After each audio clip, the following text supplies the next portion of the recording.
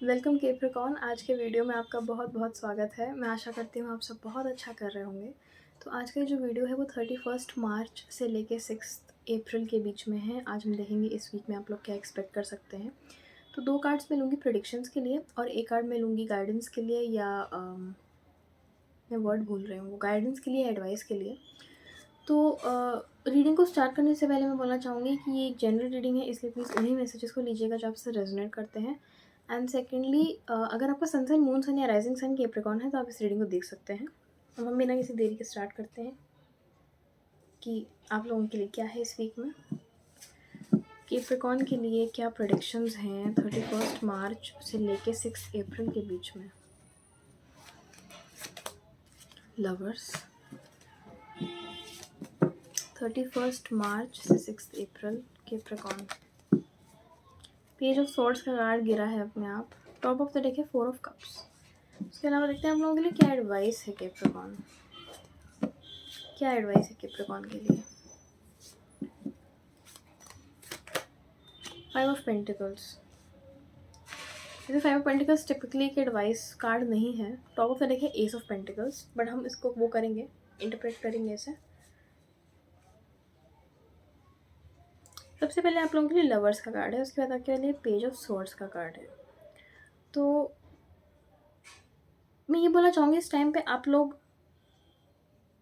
अगर कुछ भी करना चाह रहे हैं रिलेशनशिप्स के मामले में, करियर के मामले में, एजुकेशन के मामले में, तो बिल्कुल डरिए मत, अपने आप को नर्वस मत होने दीजिए और उन चीज़ों को आगे आके आप हासिल करने की कोशिश करिए। आपके पास में इंटेलिजेंस है, आपके पास में वो टूल्स हैं, आपके पास वो विजन है जो चाहिए आपको अपने गोल्स तक पहुंचने के लिए, और आप सही चीज़ें कर रहे हैं। आपके पास बहुत ज़्यादा एक्सपीरियंस शायद ना हो लेकिन आपकी जो इंटेलिजेंस है या आपकी जो अनकन्वेंशनल आइडियाज़ हैं, out of the box creativity जो है आपकी, वो कॉम्पनसेट कर जाती है आपकी एक्सपीरियंसेस के लिए। और आपको धीरे धीरे एक्सपीरियंस, देखिए एक्सपीरियंस तो काम करने से गेन होता है ना, हमें ऐसे एक्सपीरियंस तो मिल नहीं जाएगा, तो हमें कुछ करना पड़ेगा उसके लिए। तो आप वो चीज़ों को करिए। मुझे लग रहा है इस टाइम पे ऐसी अपॉर्चुनिटीज़ आपके पास आ सकती हैं जिन्हें आप करें, मतलब जिनमें आप इंडल्ज करें, और आपको ये देखने को मिलेगा कि आप काफ़ी अच्छी चीज़ें ऑफ़र कर सकते हैं। इसके बाद यहाँ पे लवर्स का कार्ड है। अगर मैं इस कार्ड को इंडिविजुअली इंटरप्रेट करूँ तो ये बहुत ही बेहतरीन कार्ड है। अगर आप इसे रिलेशनशिप्स के मामले में देख रहे हैं, अगर आप इसे प्लेटोनिकली देख रहे हैं, तो भी ये सपोर्ट और पार्टनरशिप दिखाता है। मतलब ये दिखाता है कि आप इक्वल गिव एंड टेक है यहाँ पे, इक्वल अंडरस्टैंडिंग है यहाँ पे। और अगर मैं इसे रोमांटिकली देखूँ तो लवर्स ही लिखा है इस कार्ड में, तो लवर्स ही कार्ड है ये, तो बहुत अच्छा कार्ड है।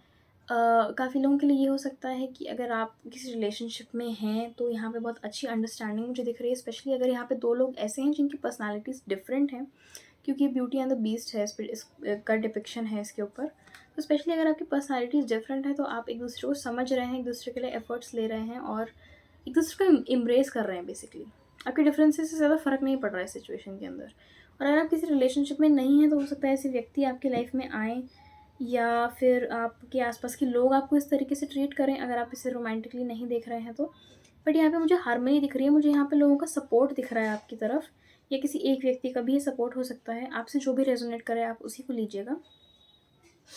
कि इवन जिन सोर्सेज से आपने एक्सपेक्ट नहीं किया था ना सपोर्ट या लव, वहाँ से आपको रिस्पेक्ट मिल रही है बेसिकली। क्योंकि यहाँ पे मैं देख रही हूँ एक फोर्ट जो है, मतलब एक कैसल है, फोर्ट है, वो बहुत पीछे बना हुआ है और ये 2 फिगर्स आगे हैं। ये लोग फोरग्राउंड में हैं और वो बैकग्राउंड में है। इसलिए मुझे ऐसा फील हो रहा है कि जहाँ से आप एक्सपेक्ट करते हैं या जहाँ आपको लगता है वहाँ से डिफरेंट थोड़ा। आप में से काफ़ी सारे लोग ऐसे हो भी सकते हैं जिनके स्टैंडर्ड्स जो है रिलेशनशिप्स को लेके थोड़े डिफरेंट हो। आप ज़्यादा कन्वेंशनल चीज़ों में ना आते हों, आपके स्टैंडर्ड्स डिफरेंट हों। आप लोग कैसे बोलूँ मैं, आप लोग उन चीज़ों के बारे में नहीं सोचते हैं जो जनरली ज़्यादातर लोग सोचते हैं। आप कुछ डिफरेंट चाहते हैं, वो किसी भी सेंस में हो सकता है ऑफ कोर्स। तो एक तो ये चीज़ है, जैसे मान लीजिए अगर आपका पेंटिंग का पैशन है तो आप वही ढूंढते हैं किसी व्यक्ति में कि उनका भी किसी आर्ट में, आर्ट फॉर्म में पैशन हो, ऐसी टाइप का कुछ। और इसके अलावा यहाँ पे एडवाइस में है आप लोगों के लिए 5 ऑफ पेंटिकल्स। तो 5 ऑफ पेंटिकल्स जो है ये एडवाइस का कार्ड तो नहीं है वैसे, but top of the deck की जो एनर्जी है उसमें एस ऑफ पेंटिकल्स भी है। तो सबसे पहले अगर मैं 5 ऑफ पेंटिकल्स की बात करूँ तो मैं यही इंटरप्रेट करूँगी, इसे 2 तरीक़ों से मैं इंटरप्रेट करूँगी। इस टाइम पे आप थोड़े से फालतू खर्चे करने से बचिएगा, क्योंकि ये जो कार्ड है ये लैक को डिपिक्ट करता है, ठीक है? ये कार्ड थोड़ी हार्डशिप्स को डिपिक्ट करता है। मैं ये नहीं बोल रही हूँ कि हार्डशिप्स आ रही हैं आपकी तरफ, क्या कि बाकी दोनों कार्ड्स ऐसा बिल्कुल भी इंडिकेट नहीं कर रहे हैं। बट अगर ऐसा कुछ चल रहा था या अगर आपका माइंडसेट ऐसा था तो आप उससे निकलने की कोशिश करिए, क्योंकि 5 ऑफ पेंटिकल्स का जो कार्ड है यहाँ पे पीछे एक चर्च बनी हुई है यहाँ पे, मतलब और ये लोग यहाँ पे खड़े हुए हैं, तो इससे हमें ये पता चलता है कि हेल्प जो है नज़दीक है। इसका मतलब ये नहीं है कि अगर आप किसी मुश्किल सिचुएशन में हैं तो वो वैसे ही रहे कि आपके आसपास लोग हेल्प करने के लिए हैं। इसका ये भी मतलब हो सकता है कि अगर आप कोई प्रॉब्लम फेस करते हैं तो अकेले उसका सोल्यूशन ढूँढने की कोशिश मत करिए। आपके आसपास लविंग कनेक्शंस हैं जिन पे आप रिलाई कर सकते हैं। आपके आसपास लोग आपकी हेल्प करने आ जाएँगे। आप अपने स्पिरिट गाइड से भी कनेक्ट कर सकते हैं ऑफ कोर्स। तो मैं ये बोलना चाहूँगी 5 ऑफ पेंटिकल्स देख के कि सिचुएशन शायद या तो इतनी मुश्किल ना हो। एक तो मैंने वैसे बोल दिया कि खर्चा थोड़ा सँभाल के करिएगा, और ये भी हो सकता है कि एक्चुअली मैं भूल गई मैं क्या बोलने वाली थी।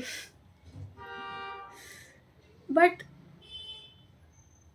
ये मैं बोलना चाहूँगी कि अगर ऐसा कुछ लैक है तो वो परमानेंट नहीं है आपके लिए, क्योंकि 5 ऑफ पेंटिकल्स एक पासिंग एनर्जी है, पास हो रही है एनर्जी। ये एक ऐसी परमानेंट वाली एनर्जी नहीं है, कोई ये बहुत लॉन्ग टर्म वाली एनर्जी नहीं है। ये चीज़ें चलती रहेंगी फ्लो में।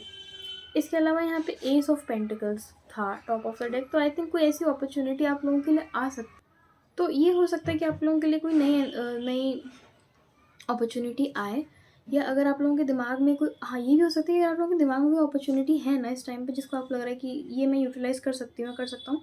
तो बिल्कुल भी अपने माइंडसेट को, अगर आपके माइंडसेट में लैक अभी प्रॉब्लम ऐसी चल रही है, अगर आपको थोड़ा डाउट हो रहा है तो उसको मत अपने आप को रोकने दीजिएगा, और उसके अलावा कॉन्फिडेंट होके आप चलिएगा उस चीज़ में।